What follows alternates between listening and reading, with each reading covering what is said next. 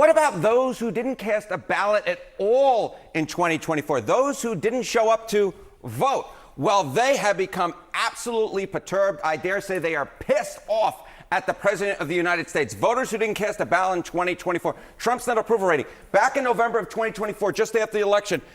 Look at his net approval rating. It was plus 4 points for his plans in office. But look at that. It is fallen. Yeah. Whoo! There you go, Sarah Seidner. That's the only sound you can make. It has fallen through the floor. Look at this. Minus 50 points on Trump's net approval rating among voters who did not, in fact, cast a ballot in 2024. That is, you don't have to be a mathematical genius, an over 50-point move against the president of the United States among those who are kind of like, meh, you know, in terms of voting in 2024. But now they are pissed off. Well, and that's the thing. The turnout can have a huge impact on who wins a race. Give us some sense of why people are in this position, and I can kind of guess, but I'll let you tell us the numbers. I'll tell you the numbers. I mean, look, anyone who's been following these segments, anyone who knows anything about American politics knows it's the economy. It is the economy smarty pants in terms of Sarah Seidner. And you can just see it here. I mean, view of Trump in the economy, again, among voters who did not cast a vote in 2024. In November of 2024, 60% were confident in Trump to make good decisions when it came to the economy. But again, this number has just absolutely plummeted. Look at his approval rating now on the economy among those who didn't cast a ballot in 2024. It's 19%. It's only a third of those who were confident back in November of 2024. Again, we're just talking about numbers that are falling through the basement. If you hire the carpenters who built Donald Trump's floor in this, you shouldn't have. So Trump isn't actually on the ballot, technically, but Republicans certainly are. Is this going to have an impact, you think, on them? Yes, absolutely. This is the key question, because it's not just about persuasion. It's about turnout, baby. It's about turnout. And these folks are not just pissed off and want to vote Democratic.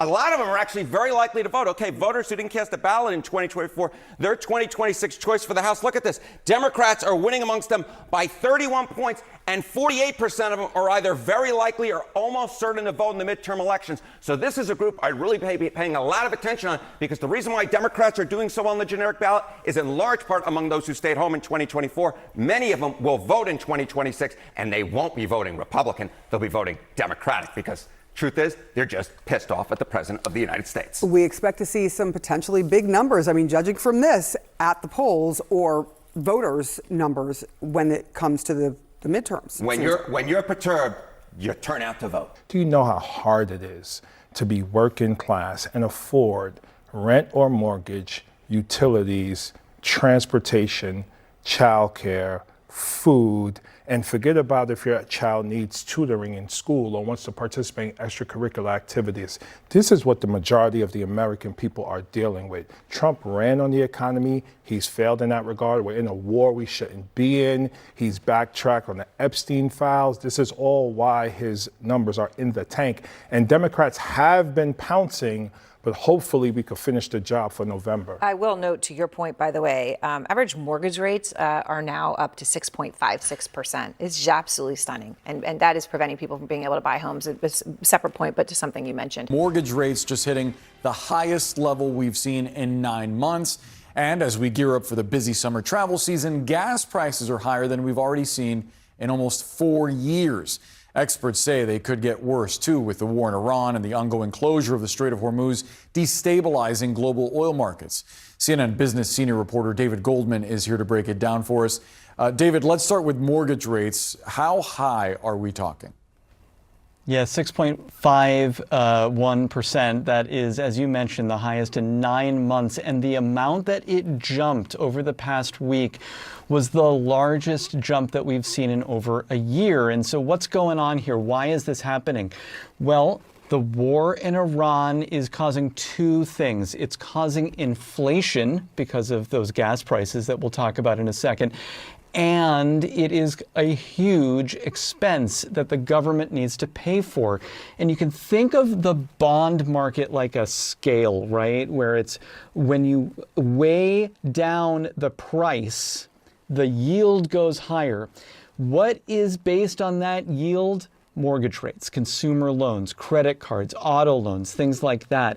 And so what we're seeing is this imbalance. We've seen the bond market plummet in the last couple weeks, especially the last week, as we consider that the war will just continue and continue and continue. That's what investors think is going to happen. That's what is causing those mortgage rates to go higher, Boris.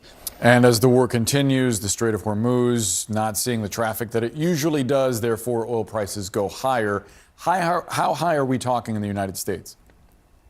Well, oil prices have maintained their level above $100 a barrel. And when you think about what was happening before the war, we had $60 oil. That was why we had $3 gas. With 110 even just a few days ago, now we're looking at $4.56, which is a wartime high, and every single U.S. state is now averaging more than $4 a gallon.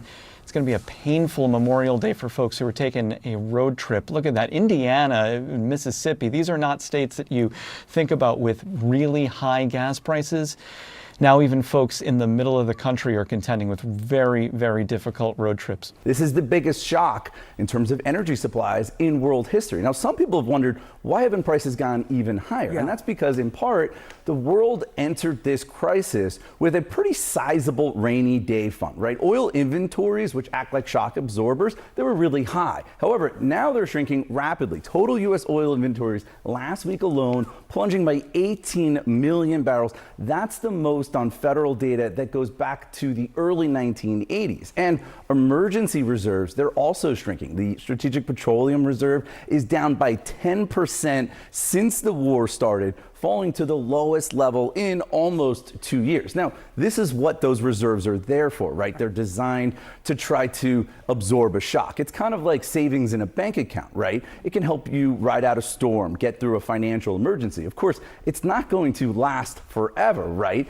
Eventually, you're going to run out. And so that's where the concern comes as far as the supply shock. And look, I know the president this week, he dismissed high gas prices as peanuts. But I've been talking to people who've been telling me that it's really, really painful. I talked to a computer technician in Pittsburgh, and he said he drives by the gas station every day. And he says the prices are just insane. But it's not just energy, right? It's also the cost of groceries, the cost of everything. He said everything is going up right now except your paycheck. And Sarah, I do think that this is just another reminder of how painful high gas prices are, especially for people who are living paycheck to paycheck, right? This is just something that they can't avoid right now. It has a big impact. You got to get to work. You got to get in a car to do that. And so you're paying more just to go to work, and you can't pay for the other extra things, especially, as you said, this is travel season. This is summertime.